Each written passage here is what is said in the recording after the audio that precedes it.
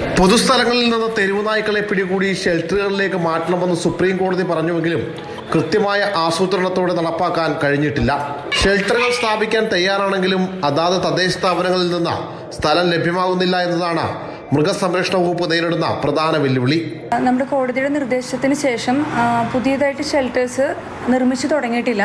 അത് പഞ്ചായത്തിൻ്റെയും മുനിസിപ്പാലിറ്റിയുടെയും സഹകരണത്തോടുകൂടിയാണ് മുന്നോട്ട് പോകാനായിട്ട് ഉദ്ദേശിക്കുന്നത്. കൊച്ചി നഗരസഭാ പരിധിയിലുള്ള വിവിധ ഇടങ്ങളിൽ തെരുവു നായ്ക്കൾ വിഹരിക്കുകയാണ്. എറണാകുളം നോർത്ത് റെയിൽവേ സ്റ്റേഷനിലെ രണ്ടാമത്തെ പ്ലാറ്റ്ഫോമിലെ മുമ്പിലുള്ള റോഡാണ്. ആ റോഡിൽ തെരുവു നായ്ക്കൾ ഇങ്ങനെ വിരഹിക്കുകയാണ്. ഷെൽട്ടറുകൾ സ്ഥാപിക്കാനുള്ള സ്ഥലപരിമിതി മറികടക്കാൻ കഴിയാത്തത് മൂലം തെരുവു നായ്ക്കളെ പൊതു ഇടങ്ങളിൽ നിന്ന് മാറ്റാൻ കഴിയാതെ മൃഗസംരക്ഷണ വകുപ്പും പ്രതിസന്ധിയിലാണ്.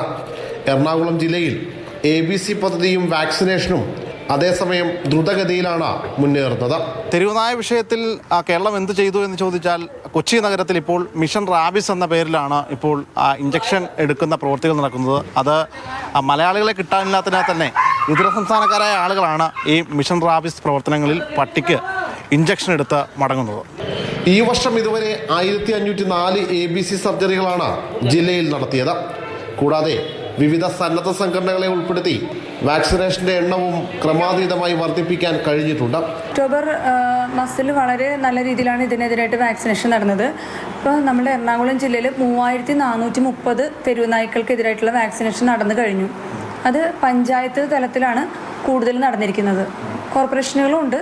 എന്നാൽ കൊച്ചിൻ കോർപ്പറേഷൻ സെപ്പറേറ്റ് ആയിട്ടാണ് ഇപ്പോൾ ഈ മിഷൻ റാബീസ് NGOയുടെ ഭാഗമായിട്ട് നടത്തിക്കൊണ്ടിരിക്കുന്നത്.